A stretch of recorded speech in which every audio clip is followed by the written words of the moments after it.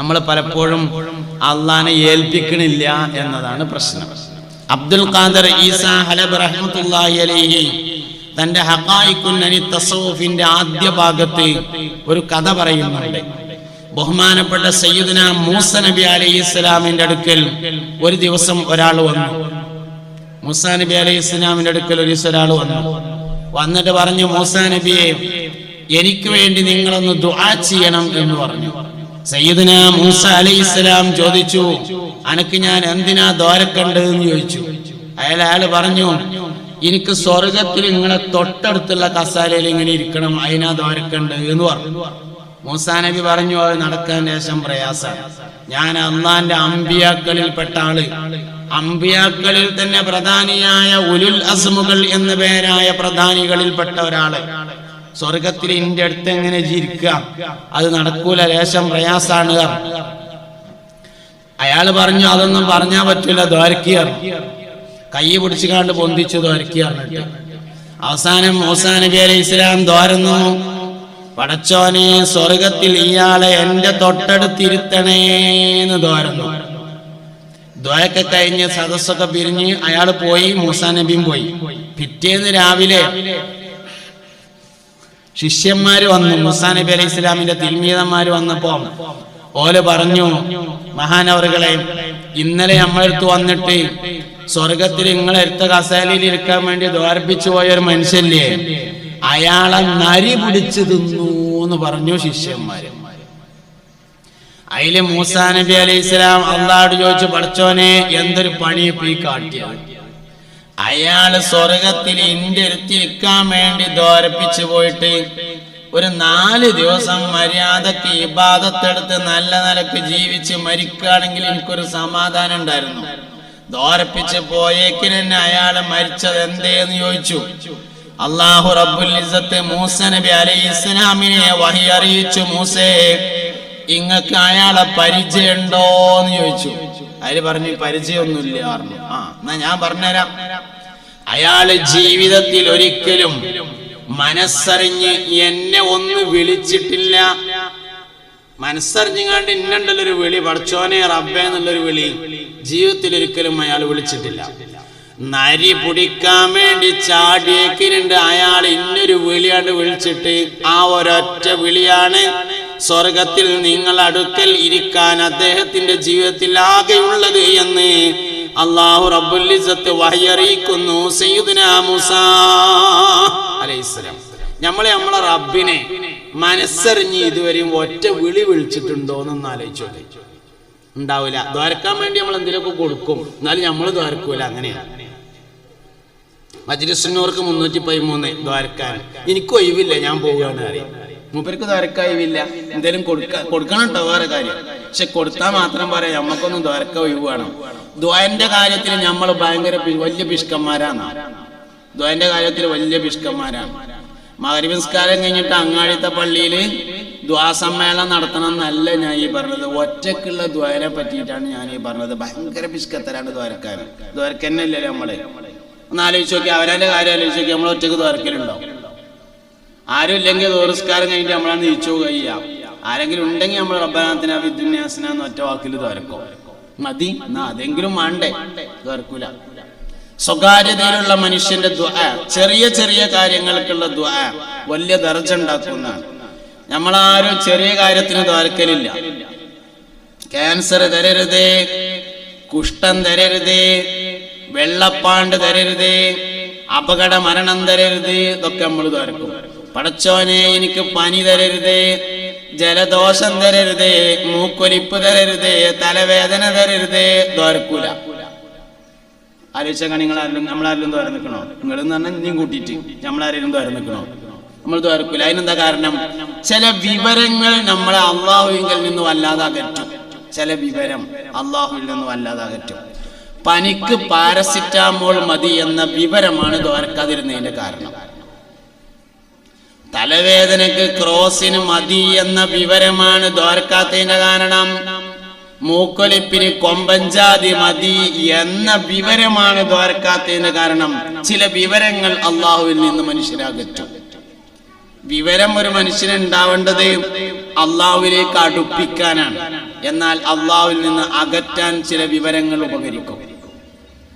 ളുഹർ നിസ്കരിക്കുമ്പോ അസർ നിസ്കരിക്കുമ്പോ നമ്മൾ ഒറ്റക്കാണെങ്കിൽ വാങ്കു ഇക്കാമത്തും കൊടുക്കാതെ നിസ്കരിക്കുക.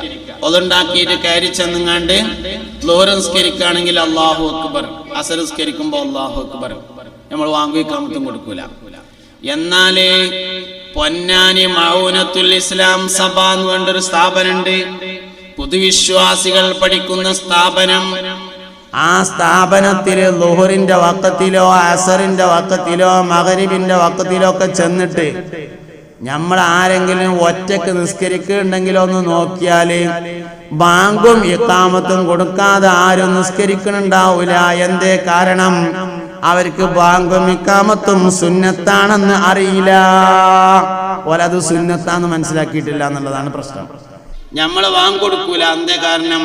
നമ്മക്കത് സുന്നത്താണ് എന്നറിയാം എന്നതാണ് പ്രശ്നം. ചില വിവരങ്ങൾ അള്ളാഹുവിൽ നിന്ന് മനുഷ്യരെ ദൂരേക്ക് കൊണ്ടുപോകും. ചില വിവരം അള്ളാഹുവിൽ നിന്ന് അകറ്റും. വിവരം മനുഷ്യന് വേണ്ടത് അള്ളാഹുവിലേക്ക് അടുപ്പിക്കാനാണ്. എന്നാൽ ചില വിവരങ്ങൾ അള്ളാഹുവിൽ നിന്ന് മനുഷ്യനെ അകറ്റിക്കൊണ്ടിരിക്കും. അതുകൊണ്ട് വളരെയധികം സൂക്ഷിക്കണം. പള്ളിയിൽ നിന്ന് നിസ്കരിക്കാൻ വേണ്ടി വാങ്ക് വിളിക്കുകയാണ്, ഹയ്യാലസ്സലാ, നിസ്കരിക്കാൻ വരി. ഹയ്യാലൽ ഫലാഹ്, വിജയത്തിലേക്ക് വരി എന്ന് പള്ളിക്കന്ന് നിസ്കരിക്കാൻ വരി എന്ന് പറയുമ്പോ ശരിക്ക് നമ്മൾ എന്താ പറയേണ്ടത്? അല്ല, ഞാനിപ്പോ ഈ പറയണത് ചാലിയപ്പുറം മഹല്യാരോട് തന്നെയാണല്ലോ അല്ലേ? അതോ ഞാൻ കൊണ്ടോട്ടി അങ്ങാടിയില് മീൻ വാങ്ങാൻ വന്നവരോടാണോ?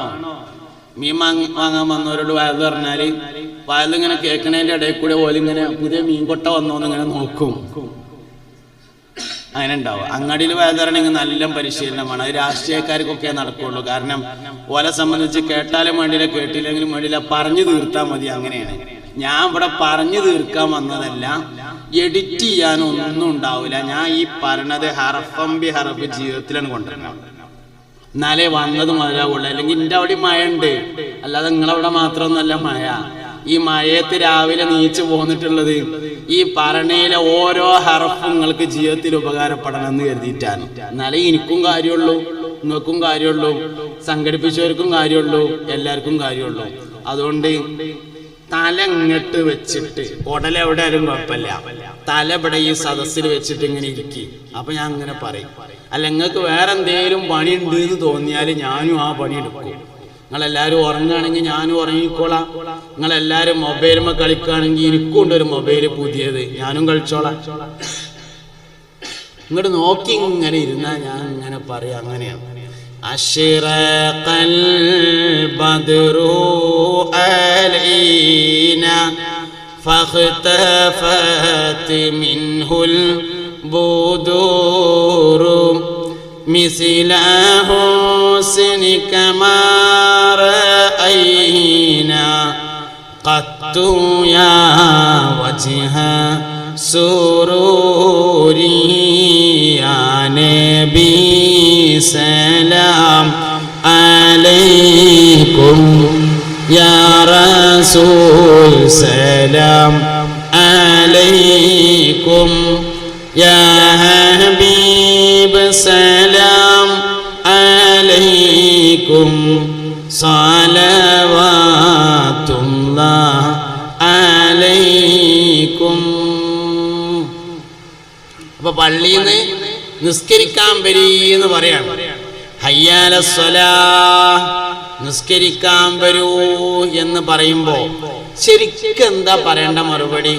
ഇതാ വരുന്നു, അതിനെന്നെ ഞാൻ പാടത്തുനിന്ന് കയറണത് എന്നാണല്ലോ ശരിക്കും പറയേണ്ടത്.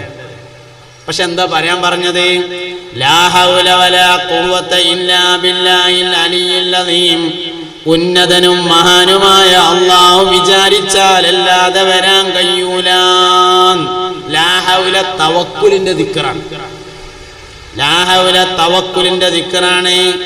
മക്കളുണ്ടാകാൻ ലാ ഹൗലയെല്ലാം, മുതലുണ്ടാകാൻ ലാ ഹൗലയെല്ലാം, എടങ്ങേറുന്ന സലാമത്താകാൻ ലാ ഹൗലയെല്ലാം, ഒക്കെ ലാ ഹൗല.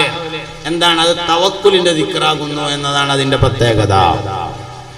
അതുകൊണ്ട് തവക്കുലുണ്ടാവണം. ഞാൻ പറഞ്ഞുകൊണ്ടിരിക്കുന്നത് ദുആന്റെ കാര്യത്തിൽ നമ്മൾ ഭയങ്കര വലിയ പിശുക്കന്മാരാണ്. ദ്വാരക്കാൻ നമ്മൾ ഭയങ്കര പിശുക്കന്മാരാണ്.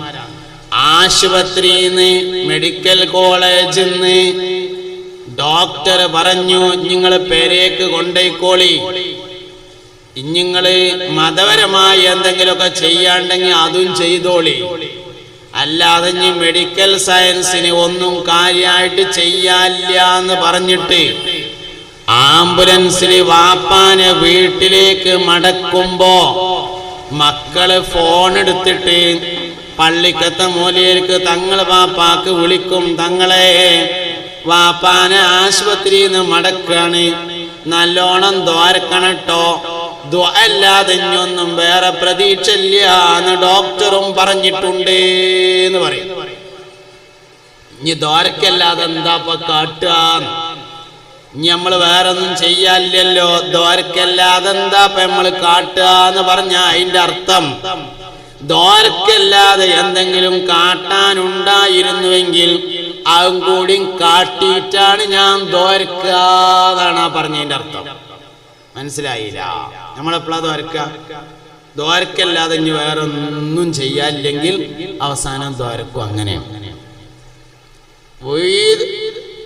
ആശുപത്രിയിൽ നിന്ന് മടങ്ങുമ്പോ ദ്വാരക്കും. ആശുപത്രിക്ക് പോയപ്പോ ദ്വാരങ്ങാണ്ട് പോയ ഒരാളുണ്ട്, സയ്യിദ് ഉമർ അലി ശിഹാബ് തങ്ങൾ. നമ്മളെപ്പോഴാ ദ്വാരക്കല്? ആശുപത്രിയിൽ നിന്ന് മടക്കുമ്പോഴാ ദ്വാരക്കുക. ആശുപത്രിക്ക് പോകുമ്പോ തന്നെ പുറത്തേക്ക് വന്നിരുന്ന അൽ ഫാത്തിഹ എന്ന് പറഞ്ഞ് ദ്വാരം നിങ്ങാണ്ട് പോയി സയ്യിദ് ഉമർ അലി ശിഹാബ് തങ്ങൾ. റജബ് മാസത്തിലെ പവിത്രമായ രാവിലെ വെള്ളിയാഴ്ച രാവും കൂടി ഒരുമിച്ച് കൂടിയ ദിവസത്തിലാണ് മഹാനായ സയ്യിദ് ഉമർ അലി ശിഹാബ് തങ്ങൾ ലോകത്തോട് യാത്ര പറഞ്ഞത്. ദുആന്റെ കാര്യത്തിൽ നമുക്ക് വലിയ പിശുക്കത്തരാണ്. ചെറിയ ചെറിയ കാര്യങ്ങൾക്ക് ദ്വാരക്കാറില്ല, വലിയ വലിയ കാര്യത്തിന് നമ്മൾ ദ്വാരക്കുള്ളൂ. കഞ്ഞിയിലിപ്പ് ഏറിയാൽ നമ്മളാരും ദ്വാരക്കൂലല്ലോ. ക്യാൻസർ ഉണ്ടാകണേൽ നമുക്ക് വലിയ പേടിയാണ്. ചെറിയ കാര്യത്തിൽ ഒരു പേടിയില്ല. വലിയ വലിയ കാര്യങ്ങൾക്കാണ് ദ്വാരക്കാൻ. വലിയതിന് ദ്വാരക്കണ്ടെന്നല്ല ഞാൻ പറഞ്ഞത്. ജീവിതത്തിന് വലിയ മാറ്റം വരും ഒരാൾ ചെറിയ കാര്യങ്ങൾക്ക് ദുആ ചെയ്യാൻ തുടങ്ങിയാൽ. ചെറിയ വിഷയങ്ങൾക്കൊക്കെ ദ്വാരക്കാൻ തുടങ്ങുക. പഠിച്ചോനെ, അള്ളാഹുവേ, ഞാൻ അങ്ങാടിക്ക് സാധനങ്ങൾ വാങ്ങാൻ വേണ്ടി പോവുകയാണ്. പഠിച്ചോനെ, അള്ളാഹുവേ, എനിക്ക് ഹൈറായ കാര്യങ്ങൾ, ഹൈറായ വിഷയങ്ങൾ, ഹൈറായ വസ്തുക്കൾ വാങ്ങാനുള്ള തൗഫീക്ക് തരണേ. ചെറിയ വിഷയങ്ങൾക്കൊക്കെ ദ്വാരക്കാം. മനുഷ്യന് അള്ളാഹുവിൽ വലിയ ദർജ ഉണ്ടാവുന്നതാണ്. വലിയ കാര്യത്തിന് എല്ലാവരും ദ്വാരക്കുന്നതാണ്. അതുകൊണ്ട് ഇങ്ങനെ എല്ലാ വിഷയങ്ങളിലും അള്ളാഹുവിലേക്ക് അടുക്കുന്ന ഒരു സമീപനം നമ്മൾ എടുത്തുന്നുണ്ടാവണം. അതാണ് ദുൽഹിജ്ജയുടെ ഏറ്റവും പ്രധാനപ്പെട്ട പാഠം എന്ന് പറയുന്നത്. അള്ളാഹുവിലേക്ക് കൂടുതലായി അടുക്കണം. വമൻ യതവക്കൽ അലല്ലാഹി ഫഹുവ ഹസ്ബുഹു. അള്ളാഹുവിനെ ഒരാൾ ഏൽപ്പിച്ചാൽ അള്ളാഹു അവന് മതിയായവനാകുന്നു. ശരിക്കും മക്കളുടെ വിജയം എന്ന് പറഞ്ഞാൽ തവക്കുലിന്റെ വിജയമാണ്. കുട്ടികൾ സ്വാലിഹാവാൻ ആഗ്രഹിക്കാത്ത ആരും ഉണ്ടാവില്ലല്ലോ. മക്കള് സ്വാലിഹീങ്ങളാവാൻ ആഗ്രഹിക്കാത്ത ആരുമില്ല. മക്കളെ നന്നാവുക, മക്കള് സ്വർഗാവകാശികളാകുക എന്നൊക്കെ പറഞ്ഞാല് എത്രത്തോളം മക്കളെ അള്ളാഹുവിലേക്ക് ഏൽപ്പിച്ചിട്ടുണ്ടോ അതിന്റെ വിജയമാണ്. സയ്യിദുന ഇബ്രാഹിം നബി അലൈഹി ഇസ്ലാമിന്റെയും മകൻ ഇസ്മായിൽ അലൈഹി ഇസ്ലാമിന്റെയും ത്യാഗോജ്ജലമായ സ്മരണകൾ അയവിറക്കുന്ന ദിവസമാണിപ്പോൾ. എന്താ അവർക്കുണ്ടായത്? ശരിക്ക് ഇബ്രാഹിം നബി അലൈഹി ഇസ്ലാം കുട്ടിനെ, ഇസ്മായിൽ അലൈഹി ഇസ്ലാമിനെ അറുക്കാൻ വേണ്ടിയിട്ട് കാട്ടിൽ കൊണ്ടുപോയി പാറക്കല്ലിന്റെ അടുത്തെത്തിയതിനു ശേഷം മോനോട് പറയാണ്, മോനെ, അള്ളാഹുവിന്റെ ഭാഗത്ത് നിന്ന് നിന്നെ അറുക്കണമെന്ന് സ്വപ്നത്തിൽ എനിക്ക് വഹി ലഭിച്ചിരിക്കുന്നു, എന്താണ് നിന്റെ അഭിപ്രായം? മോൻ പറഞ്ഞു, വാപ്പ, ഞാൻ ക്ഷമിച്ചു കൊള്ളാം. അള്ളാഹു നിങ്ങളോട് എന്താണ് കൽപ്പിച്ചത് അത് നിങ്ങൾ ചെയ്യുക എന്ന് പറഞ്ഞു. ഈ ചോദ്യോത്തരം നേരത്തെ ഉമ്മ പഠിപ്പിച്ചു കൊടുത്തതല്ല. ചെറിയ കുട്ടിയാണല്ലോ. ഈ കുട്ടിനോട് വാപ്പ അന്നെ ഞാൻ അർക്കാണ് എന്ന് പറയുമ്പോ വാപ്പ നിങ്ങളോട് അങ്ങനെ ഒരു കൽപ്പന ഉണ്ടെങ്കിൽ നിങ്ങൾ അർത്തോളി എന്ന് പറയണമെങ്കിൽ ഈ കുട്ടിനോട് ഉമ്മ ആദ്യം പറയണ്ടേ, മോനെ നിന്റെ വാപ്പ നിന്നെ അറുക്കാൻ കൊണ്ടുപോകും. അങ്ങനെ കാട്ടിലെത്തിയതിനു ശേഷം സ്വപ്നത്തിൽ നിന്നെ അറുക്കണമെന്ന് അല്ലാഹുവിങ്കൽ നിന്നുള്ള വഹിയുണ്ട്, അതുകൊണ്ട് ഞാൻ നിന്നെ അറുക്കുകയാണ് എന്ന് പറയുമ്പോ ഉമ്മാന്റെ കുട്ടി വാപ്പ നിങ്ങളോടുള്ള കൽപ്പന പോലെ നിങ്ങൾ ചെയ്തോളി, ഞാൻ ക്ഷമിച്ചു കൊള്ളാം എന്ന് മറുപടി പറയണമെന്ന് ഉമ്മ നേരത്തെ പഠിപ്പിച്ചതല്ല. പിന്നെ എങ്ങനെ ആ കുട്ടിക്കത് പറയാൻ തോന്നിയത്? ആ കുട്ടിക്കത് പറയാൻ തോന്നിയത് ആ വാപ്പയും ഉമ്മയും കുട്ടിയെ അള്ളാഹുവിന് തവക്കുലാക്കിയിട്ടുണ്ട് എന്നതാണ് കാരണം. മക്കളുടെ വിജയം എന്ന് പറഞ്ഞാൽ തവക്കുലിന്റെ വിജയമാണ്. അവരെ നമ്മൾ എത്രത്തോളം അള്ളാഹുവിൽ തവക്കുലാക്കിയിട്ടുണ്ട് അതാണ് കുട്ടികളുടെ വിജയം. നമ്മളൊക്കെ നാട്ടിൽ നിന്ന് ഒരുപാട് ആൾക്കാര് ഹജ്ജിന് പോയിട്ടുണ്ട്. ഹജ്ജ് കഴിഞ്ഞ് ഉംറ കഴിഞ്ഞ് സിയാറത്ത് കഴിഞ്ഞ് പരിശുദ്ധമായ മക്കയിൽ നിന്ന് നാട്ടിലേക്ക് വരുമ്പോൾ അവർ കന്നാസിൽ സംസം വെള്ളം കൊണ്ടുവരും. 6000 ലിറ്റർ വെള്ളമാണ് ഒരു സെക്കൻഡിൽ സംസം കിണറിൽ നിന്ന് പമ്പ് ചെയ്തുകൊണ്ടിരിക്കുന്നതെന്ന് ഈ കൊല്ലത്തെ ഹജ്ജിന്റെ ഒരുക്കങ്ങളെ കുറിച്ച് പറയുമ്പോൾ പത്രങ്ങളിൽ വാർത്തകളിൽ വന്നിരുന്നു. ഈ കൊല്ലത്തെ ഹജ്ജുമായി ബന്ധപ്പെട്ട വാർത്തകളുടെ കൂട്ടത്തിലുണ്ട് ഒരു സെക്കൻഡിൽ, ഒരു ദിവസത്തിലല്ല, ഒരു സെക്കൻഡിൽ 6000 ലിറ്റർ വെള്ളമാണ് സംസം കിണറിൽ നിന്ന് പമ്പ് ചെയ്തുകൊണ്ടിരിക്കുന്നത്. അതിന്റെ പിന്നിൽ ആരാ ഉള്ളത്? ഒരു ഉമ്മയുണ്ട്, ഒരു വാപ്പയുണ്ട്, ഒരു കുട്ടിയുണ്ട്. സംസം കിണറിന്റെ പിന്നിലേ ഒരു ഉമ്മണ്ട്, ഒരു വാപ്പുണ്ട്, ഒരു കുട്ടിയുണ്ട്. വാപ്പാന്റെ പേര് ഇബ്രാഹിം, കുട്ടിയുടെ പേര് ഇസ്മായിൽ, ഉമ്മാന്റെ പേര് ഹാജറ ബീവി റളിയല്ലാഹു അൻഹ. ഒരു വാപ്പ, ഒരു ഉമ്മ, ഒരു കുട്ടി. എന്താ ഓൽക്കുണ്ടായത്? ഓൽക്കുണ്ടായത് പ്രധാനമായും 2 കാര്യങ്ങളാണ്. അതാണ് മനസ്സിലാക്കിക്കോളി, കുട്ടികളെ എങ്ങനെ നേരാകുക എന്ന് മനസ്സിലാവും. ഇബ്രാഹിം നബി അലൈഹി ഇസ്ലാമിനും ഹാജറ ബീവിക്കും ഇസ്മായിലിനും ഉണ്ടായത് 2 കാര്യമാണ്. ഒന്നാമത് സയ്യിദുന ഇബ്രാഹിം അലൈഹിസ്സലാം ഹാജറ ബീവി റളിയല്ലാഹു അൻഹയെയും മകനായ ഇസ്മായിലിനെയും മക്കയിൽ കൊണ്ടുചെന്ന് താമസിപ്പിച്ച് മടങ്ങിപ്പോവുകയാണ്. ആ സമയത്ത് ഹാജറ ബീവി ഇബ്രാഹിം നബി അലൈഹിസ്സലാമിനോട് ചോദിച്ചു, അല്ലാഹു പറഞ്ഞിട്ടാണോ ഞങ്ങളെ ഇവിടെയാക്കി പോകുന്നത് എന്ന് ചോദിച്ചു. സയ്യിദുന ഇബ്രാഹിം അലൈഹിസ്സലാം പറഞ്ഞു, അതെ, അല്ലാഹു പറഞ്ഞിട്ട് തന്നെയാണ് ഞാൻ നിങ്ങളെ ഇവിടെ താമസിപ്പിച്ചു പോകുന്നത്. ഹാജറ ബീവി റളിയല്ലാഹു അൻഹ പറഞ്ഞു,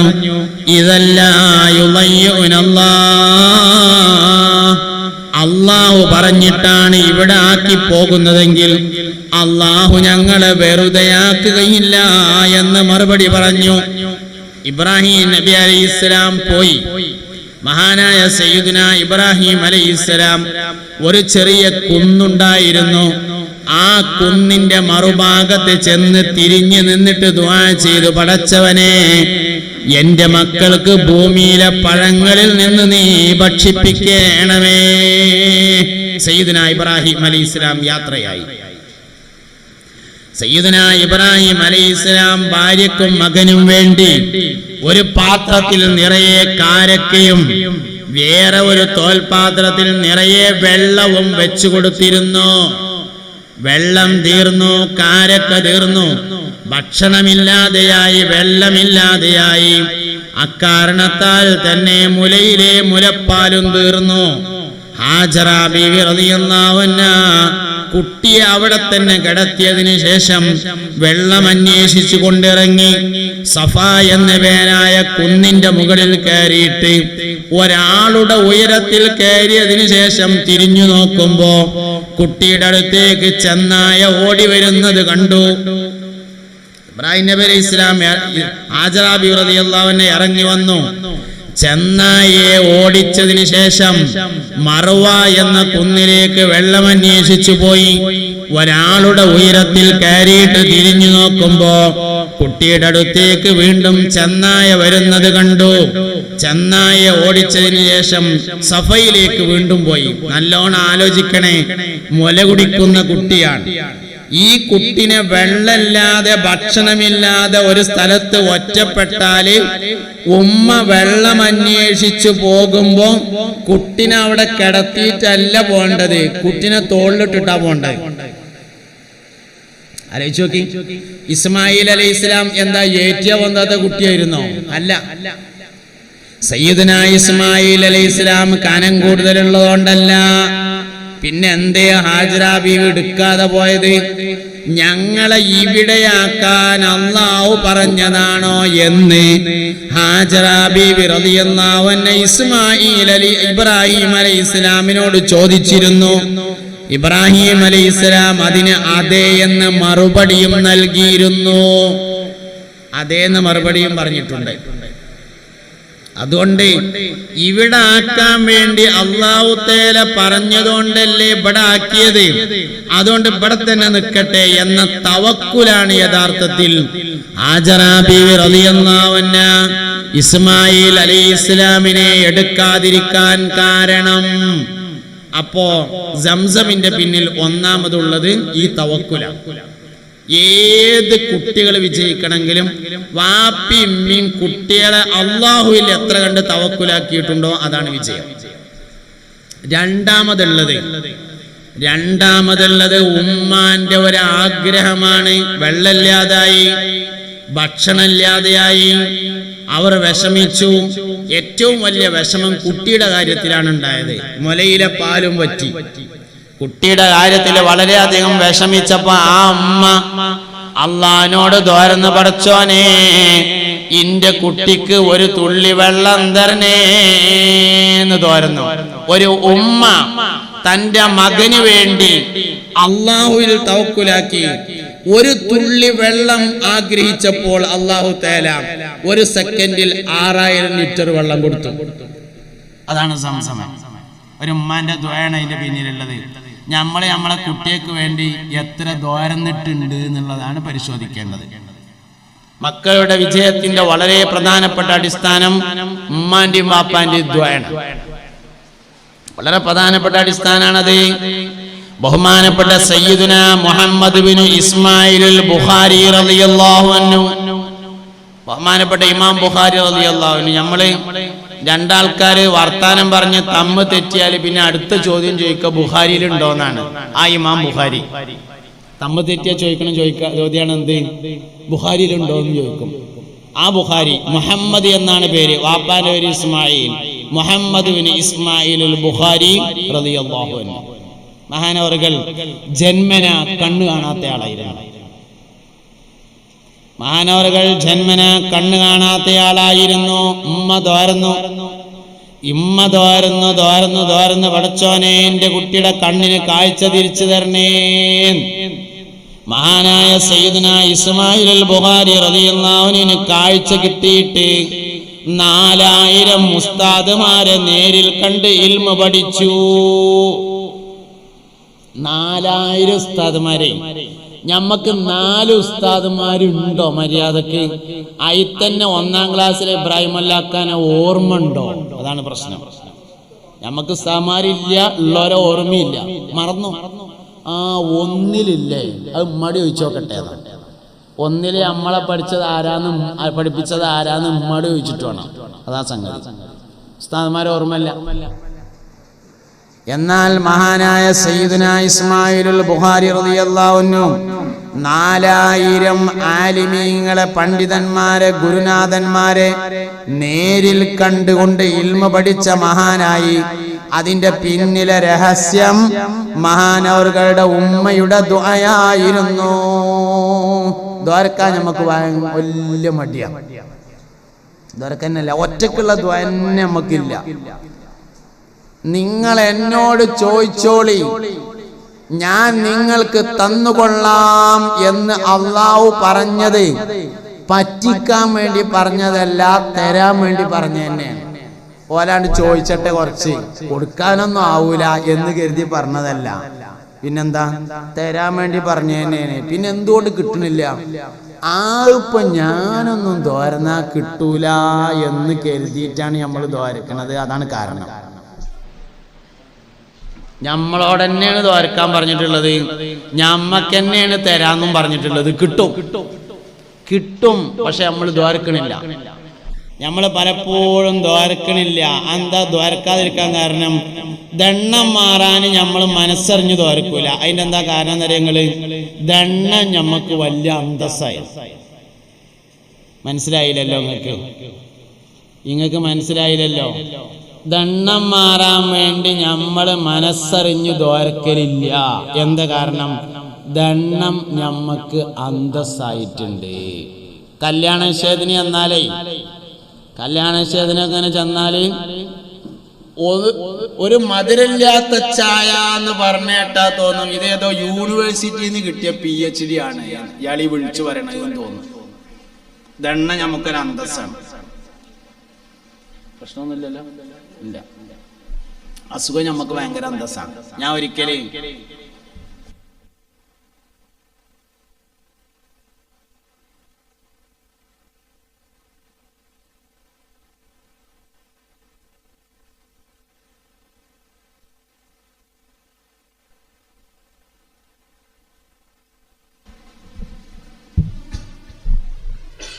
അപ്പൊ പറഞ്ഞുകൊണ്ടിരിക്കുന്നതിലേക്ക് വരിക. എല്ലാവരും ഒരു യാനബിയൊക്കെ എല്ലാവരും ഉഷാറായിട്ട് ചൊല്ലി. യാ നബി സലാം അലൈക്കും, യാ റസൂൽ സലാം അലൈക്കും, യാ ഹബീബ് സലാം അലൈക്കും, സലവാത്തുല്ലാഹ് അലൈക്കും. ഇങ്ങോട്ട് ശ്രദ്ധിക്കുക.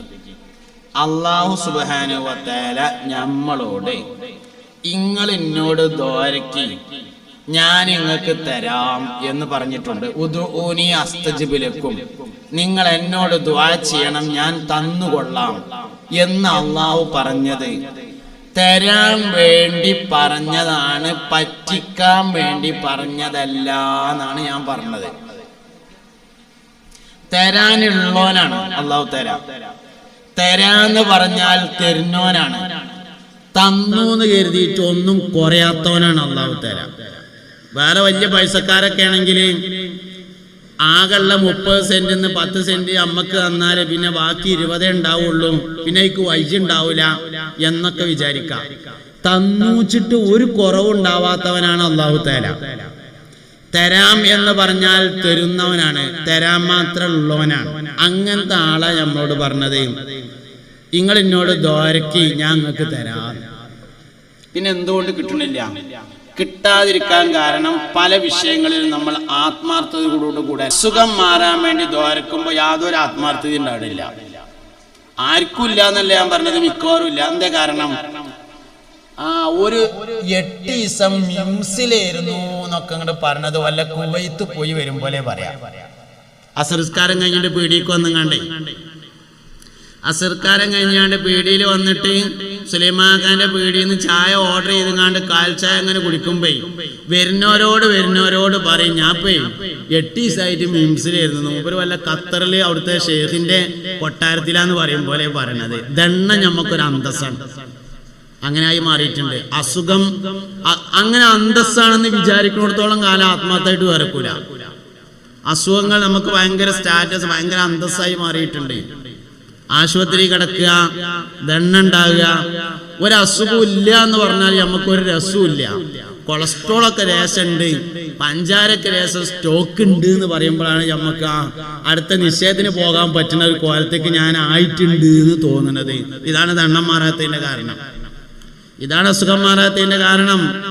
ആത്മാർത്ഥത എന്ന് പറയുന്ന ഒരു സംഗതി ദ്വാരക്കും ഉണ്ടാവണില്ല. ആത്മാർത്ഥമായി പഠിച്ചോനെ എനിക്ക് ഇജല്ലാതെ വേറെ ആരും ഇല്ല റബ്ബേ, എന്നോടല്ലാതെ വേറെ ആരോടും പറയാനുമില്ല, ഇജിന്റെ ദണ്ണം മാറ്റി തരണേ എന്ന് പറയാൻ നമുക്ക് കഴിഞ്ഞാൽ അസുഖം അല്ലാഹു മാറ്റി തന്നിരിക്കും. ഹൈറാണെങ്കിൽ എല്ലാ അസുഖം മാറല് ഹൈറല്ല കേട്ടോ. ഹൈറായതാണ്. മാറൽ ഹൈറാണെങ്കിൽ അല്ലാഹു തആല മാറ്റി തന്നിരിക്കും. പക്ഷെ നമുക്ക് ദ്വാരക്കുമ്പോൾ ആത്മാർത്ഥത കിട്ടണില്ല. കുട്ടികളുടെ കാര്യത്തിലും കിട്ടണില്ല. എൻ്റെ കുട്ടികൾക്ക് അരി വാങ്ങാൻ ഞാൻ തന്നെ അധ്വാനിച്ചിട്ട് വേണ്ട, അല്ലാതെ ഇപ്പോൾ ദ്വാരന്നിട്ടൊന്നും അല്ലല്ലോ എന്നാണ് നമ്മൾ വിചാരിക്കുന്നത്. സത്യത്തിൽ നിനക്ക് അരി വാങ്ങുന്നത് തന്നെ നീ അധ്വാനിച്ചിട്ടല്ല. പിന്നല്ലേ കുട്ടികളെ കാര്യം? ഞമ്മക്ക് അരി വാങ്ങണേ നമ്മൾ അധ്വാനിച്ചിട്ടാ? അല്ലല്ലോ. മക്കളെ കാര്യം രണ്ടാമത്തെ അല്ലേ? ഇവിടൊക്കെയാണ് അള്ളാഹുവിൽ തവക്കുൽ ചെയ്യുക എന്നതിൻ്റെ വിചാരം വരേണ്ടത്.